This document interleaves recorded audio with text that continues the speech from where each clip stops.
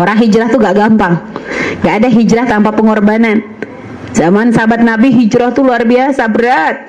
Hijrah ketika dari tempat yang tidak baik menuju ke tempat yang baik.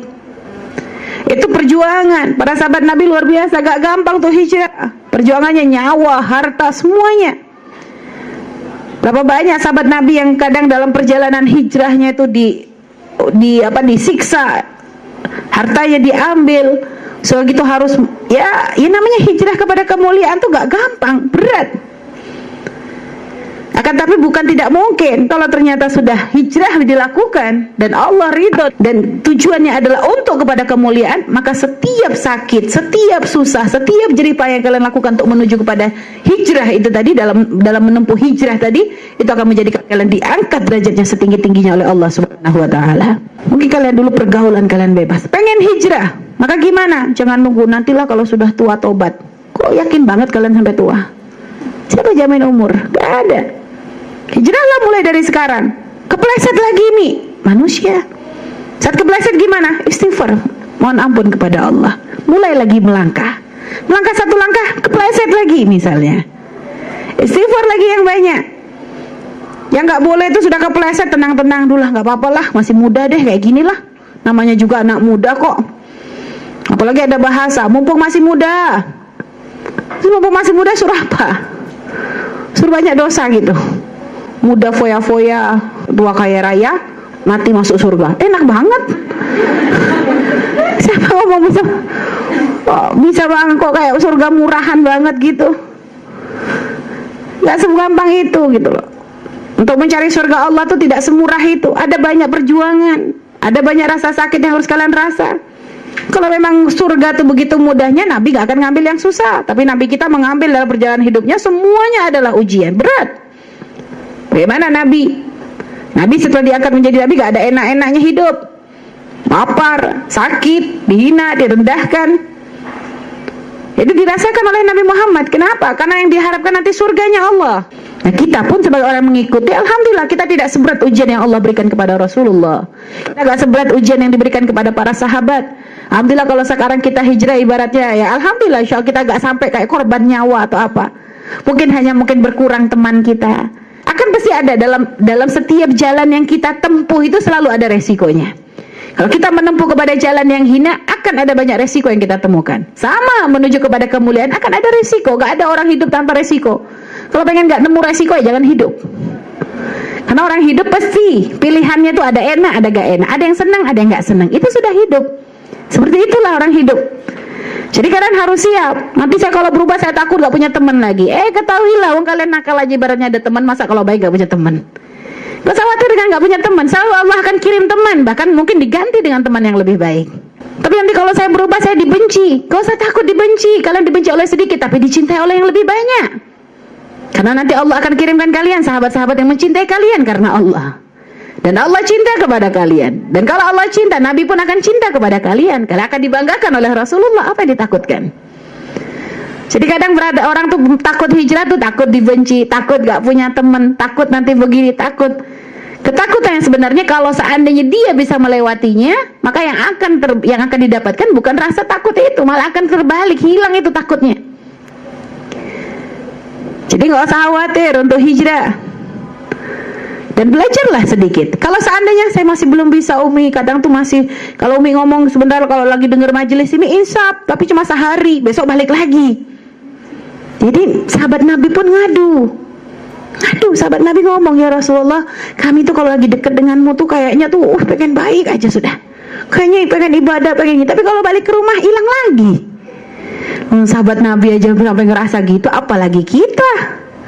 Kan gitu ya, kita nih kalau udah habis pulang majelis tuh Masya Allah, istighfar, astagfirullah, tapi sehari biasanya gitu, besok balik lagi.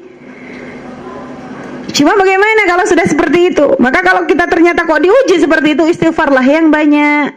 Beristighfarlah terus kita kepada Allah. Ya Allah, saya tuh tahu ini tuh gak baik, tapi kok saya susah ya. Ya Allah, katanya tadi tuh dikasih tahu kalau sudah dipuji orang laki-laki jangan berbunga-bunga, tapi kok hilangnya bunga-bunganya tuh susah banget. Misalnya ya ujian. Artinya harus kita sendiri yang berjuang. Ya enggak, juangnya sampai kapan? Ya enggak ada selesainya. sampai kita mati dalam keadaan husnul khotimah insya Allah. Jadi gitu ya, sama perjuangan tuh seperti itu, gak ada gampang. Jatuh bangun. Orang ngejar dunia saja seperti itu kok nak.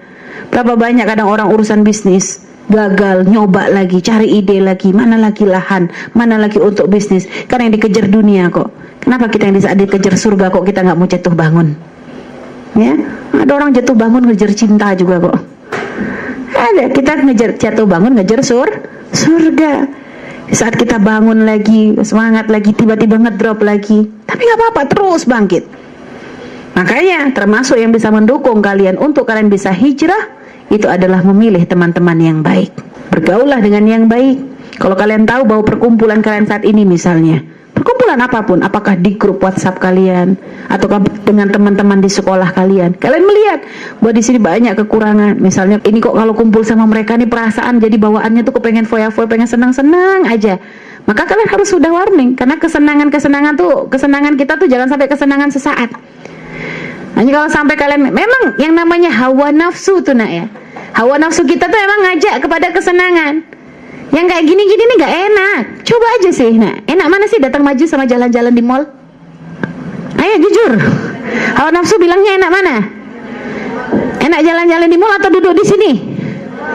Di mall AC-nya dingin, AC-nya dingin, bisa cuci mata lagi, berjam-jam di mall gak kerasa. Ya itu hawa nafsu memang. Hawa nafsu tuh ngajaknya kepada yang enak-enak. Apalagi sudah pergi ke mall, diajak makan ke restoran gratis lagi, lebih enak lagi hawa nafsu. Ya, lebih enak. Karena memang seperti itu, hawa nafsu kita tuh selalu pengennya dimanjain. Kayak gini mah mana enak sih? Udahlah panas, duduknya dempet-dempet, keringetan lagi. Udahlah dari tadi pagi belum mandi lagi gitu. Banyak banget ujiannya. Ya gak enak, tapi kalian harus paham, ketidakenakan ini adalah untuk menjadikan kalian enak ke depannya. Jadi emang yang namanya hawa nafsu akan selalu mengajak kepada yang enak. Cuma apakah selamanya yang enak itu akan menjadikan kalian enak, kan gitu. Kalian harus mikir jangka panjang. Sekarang kalau di apa manfaatnya, mungkin kalian malah melihat yang haram, akhirnya mungkin kalian jadi kepengen hal-hal yang gak manfaat, atau mungkin akhirnya kalian jadi bisa bohong kepada orang tua, bilangnya belajar kelompok, ternyata bikin kelompok di bioskop. Kan berapa banyak model begitu? Berapa banyak kalian sudah berbohong? Kadang belum lagi, kadang waktu sholat kalian akan hilang. Berapa banyak kadang untuk urusan senang-senang begitu. Waktu gak kerasa nah. Kalau untuk maksiat itu waktu luar biasa, gak ada berkah-berkahnya. Sekarang kalian pernah ngerasain kak, jalan di mall 3 jam dengan duduk di majelis 1 jam, lebih kerasa yang mana? Di majelis itu berasaan gak jalan-jalan si Umi dari tadi ngobrol tuh berasaan jam 5 belum lagi. Coba kalau kalian jalan ke 3 jam, waktu zuhur hilang sampai asar tuh gak sadar kadang. Ya seperti itulah hawa nafsu itu. Artinya yang enak tuh belum tentu akan menjadikan kalian enak nantinya. Sehingga makanya perlu kesadaran. Perlu kesadaran. Kalau kalian ternyata kok menemukan teman-teman ini memang asik, untuk hawa nafsu kalian tuh asik, tapi kok kalian jadi melanggar Allah, akhirnya sholat kalian jadi tertinggal, akhirnya kadang kerudung hanya sekedar tempelan, akhirnya orang tua kalian bohongi, akhirnya syariat tidak lagi kalian indahkan, akhirnya hati kalian pun menjadi keras, dikasih tahu kalian susah, tidak ada rindu dengan kebaikan. Oh berarti kalian harus mulai ada warning di situ. Ya Allah, harus sudah mulai hijrah. Karena kalau sampai terus kalian turuti, kita nggak tahu nyawa nak. Allah bisa mencabut nyawa kalian di saat kalian lagi ada di bioskop. Tapi semoga matinya husnul khatimah semuanya. Jadi kesenangan tuh tidak akan semuanya tuh berbuah indah. Kesenangan kita tuh, kalau kesenangan sudah berada di jalan yang dimurkai Allah, itu hanya kesenangan sesaat, tidak akan berumur panjang, akan ada banyak penyesalan.